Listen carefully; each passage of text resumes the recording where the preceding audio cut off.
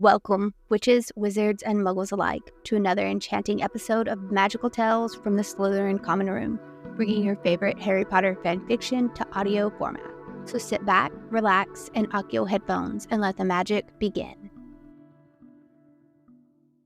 Apostasy by Deydralinne, Chapter 40, The Way of the Future. Hermione glared at the curly, black-haired witch opposite her. She had been the one to demand this stupid and pointless table meeting after all. Time that Hermione didn't have. Time that Astoria was now forced to be alone in the hospital. Are we really going to stand by and let this Bellatrix cowered as Tom snapped his eyes to her in a warning glare. Person come in here and take over like this. But more than that, she killed Tiberius, who has been loyal to our cause from the start. Hermione scoffed and shook her head. Something funny, witch? Prowers, a Death Eater about 10 years her senior, scowled. Draco, who was sitting on one side of her, stiffened. His head turned ever so slightly to watch the man out of the corner of his eye. Hardly my fault that he didn't listen, Hermione drawled, giving Prowers a satisfied smirk. I warned him. He didn't believe me, and now he's dead. Should I warn you next? I do hope you'll call my bluff, just like fucking Tiberius. My lord, this is what I mean, Bellatrix screeched as she folded herself over the table, lowering herself and pleading up at him. It was pathetic. She's trying to ruin you, my lord. Ruin him? Hermione snapped, her eyes narrowing on the witch. No, I saved him. Tom has been pulled down by the likes of you and Tiberius and all the other mangy mongrels in your ranks for years. Her rage grew with every word. He should be made for greatness. I simply redirected him toward a better path, a path that you, Bella, are too far gone to understand.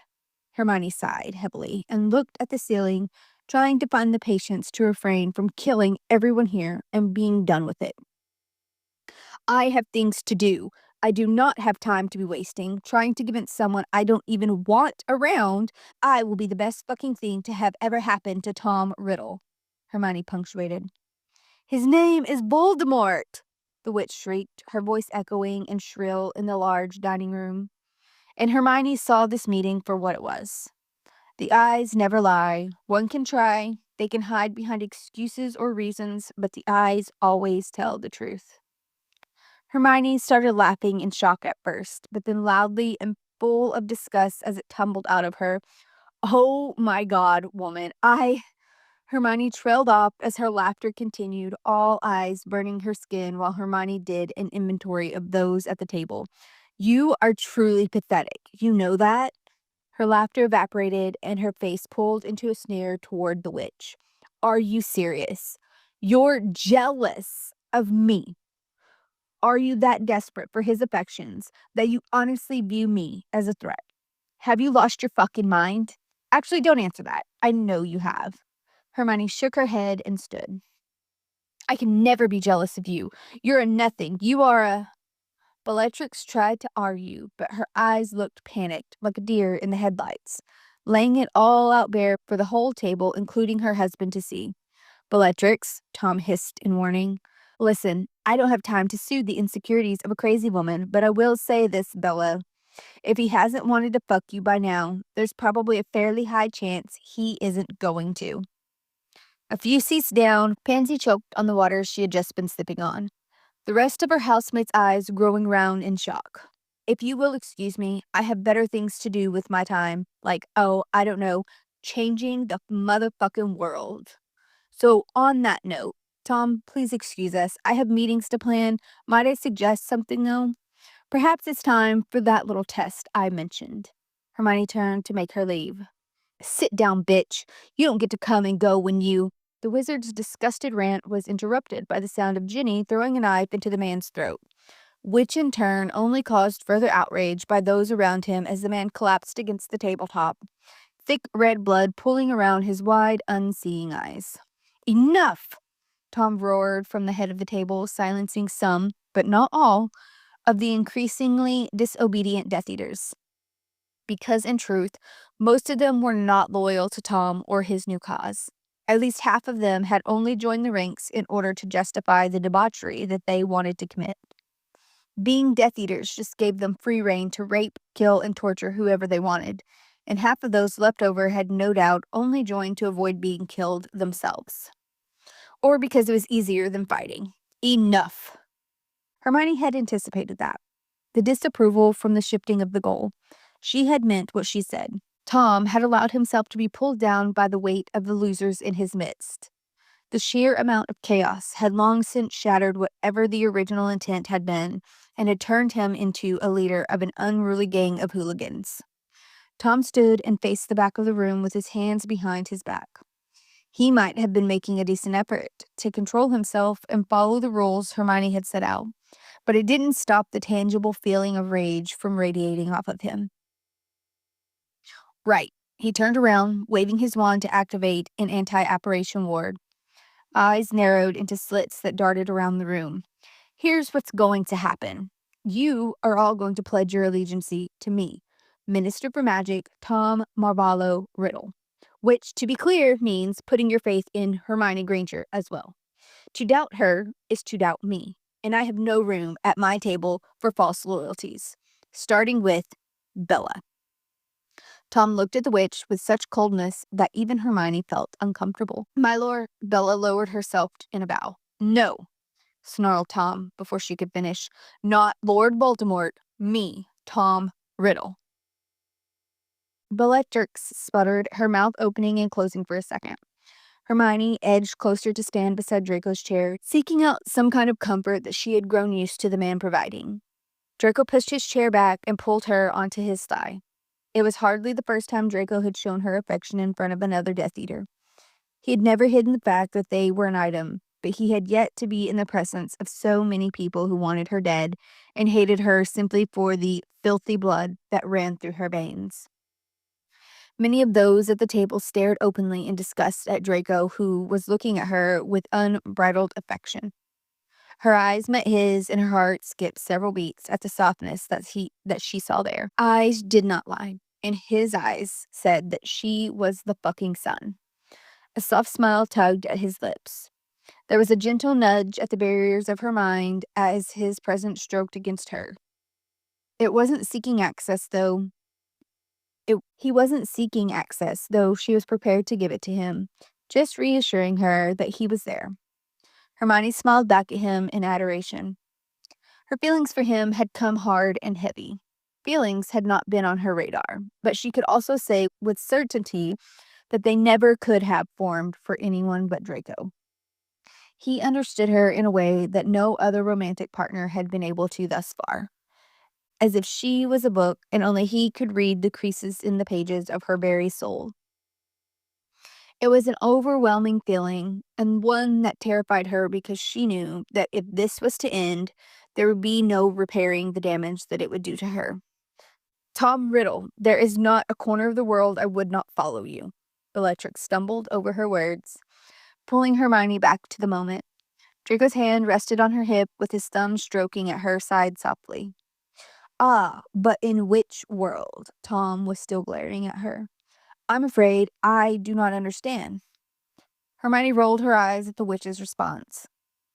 All of this was taking away from Astoria. Time away from the exhaustive list of countries that she still needed to bring on their side. In which world? Tom repeated, punctuating each word. You say you will follow me to every corner of the world, but in which one? Does that apply to only the wizarding world, or does it extend to both? Bella stared back at him in silence, and her lack of response seemed to validate his coldness. What about you, Dumont? I pledge myself to follow you to glory, Minister, and that stands in all capacities. A burly-looking red-haired man with long, scraggly beard answered without hesitation. Tom hummed, pleased with Dumont's answer. What say the rest of you, Tom demanded of the table. Are there any of you here who doubt me, who doubt Hermione? Hermione locked eyes with Adrian, sitting opposite her a few seats down. He gave her a cheeky wink and a smirk. I'm down for whatever our new darling throws our way, if that's where you want us to go, sir. Beneath her, Draco's hold on her hip tightened possessively, and Hermione chuckled quietly. Murmurs and chatter circled the table of varying degrees, with those that Hermione knew to be the most disapproving remaining silent. Tom caught her eye, slipping into the outer frames of her mind. He also did not try to push past the barriers, only offering the order to cast a single spell, one that took Hermione by surprise, because it would most certainly decimate his numbers. Do it. Hermione's panicked eyes moved to Draco's. If there was any doubt for any of them, then their only hope would be that the rings held against this kind of magic. The nod that he gave her was so small that it would go unnoticed by everyone else, but it was enough to reassure her. She turned to the table and closed her eyes, drawing all of her energy to her core, building on it until her body felt ready to burst into flames. Protego Diabolica, she whispered. The pull of the power magic fought each word, attempting to resist her, but she was stronger. Blue flames erupted out of the end of her wand, small at first as it began to swirl around the perimeter of the room, opening its wings, growing and spreading out like a dragon. Several people jumped up and tried to scramble away from the hot flames, but the dragon had encircled everyone, trapping them within its confines, and with Tom's anti-apparition ward, there was nowhere to go. Tom was the first to step backwards outside the circle of flames. A small hiss was the only noise he made, but other than that, he remained unharmed. That was the biggest shock of them all for her. No matter who else passed through unscathed, Tom placing so much faith in her was not what she had foreseen when she and Ginny had come here. Because the spell allowed no room for doubt, any at all, even in a person's subconscious, they would perish to the flames. Draco pressed a kiss to her shoulder and shifted her off his lap. Subtly, he slipped the hidden ring from his finger, pocketing it. All the while, he never looked away. He stepped backwards, away from her, and into the fire. The blue of the flames shone in the reflections of his icy gray eyes. Draco stopped, standing in the flames for far longer than necessary, but he remained unharmed. A quirk of his eyebrow that said, "And you doubted me," had her laughing a small laugh. Draco stepped out of the fire completely, and she watched him slip the ring back on. Ginny pranced through, as did the other housemates. She was unsure if they too had removed their rings or not, but it didn't matter.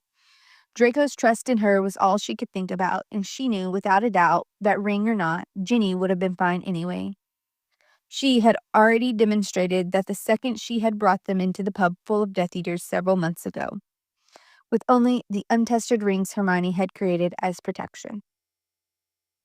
Around her, screams started to fill the room as people fell under the dragon's fire, their flesh melting away from their bodies before they turned to dust. The heat in the room was suffocating, coating her skin in sticky dampness, but the fire did nothing to the furniture in the room, hunting out only those who had failed to step through the flames of their own accord. The strength it took to maintain the spell was exhausting, and though her hand shook, her wand rejoiced in her use of the magic. Truth be told, she hadn't been sure if she would be able to cast the incantation in the first place. Few could. It didn't take long for the shouts and noise to die down as the blue dragon worked through the room quickly. Hermione turned back towards the chaos and saw with some relief that Adrian Pusey had survived the judgment, as had the Dumont man. Hermione looked into the black, mad eyes of Bellatrix Lestrange, watching her in understanding. It seemed that her husband had not survived the culling, and seconds later, the dragon swooped down upon Bella. She fell too. Hermione would be the last thing she saw before her life ended. Her infatuation with Tom Riddle had not been enough to save her in the end. Hermione was surprised with the number of followers that did make it through the test, though she was not shocked to see that the majority of those still standing had come from the outskirts of the room, the ones who had not been considered worthy before, as they had lacked the gruesome desire to eradicate muggles in the old regime. When there was no one left to judge, the dragon diminished in a wave that spread outward through the room, and dust fell. Those present looked round, almost as if surprised to find themselves still standing. From this day forth, you place your trust in me and in Hermione Granger. We are working towards a better future. My brothers and sisters, a world where we no longer have to hide what we are. Those who failed to put their faith in us, they were cancerous. dangerous for society. They could not be allowed to continue to work alongside us, not when they were here to see us fail. My loyal supporters, welcome to the way of the future.